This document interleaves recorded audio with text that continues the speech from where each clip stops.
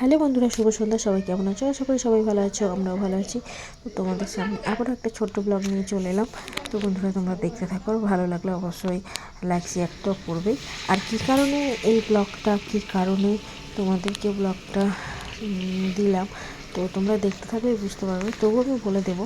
তো দেখো, এদিকে আমার দাদা রান্না শুরু করে দিয়েছে, আর এদিকে বিরিয়ানির মাংস ভাজা হচ্ছে, হবে বিরিয়ানি, আরও অনেক কিছুই আছে।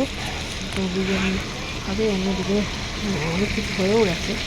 তারপর এদিকে ফুলকপির তরকারি হয়ে গেছে, আর ডাল হয়ে গেছে, মাছ ভাজা হয়ে গেছে, ভাজাভুজি হয়ে গেছে, শাক হয়ে গেছে, পায়েসও হয়ে গেছে। তো আমার সোনার বার্থডে উপলক্ষেই এই ব্লগটা বানানো।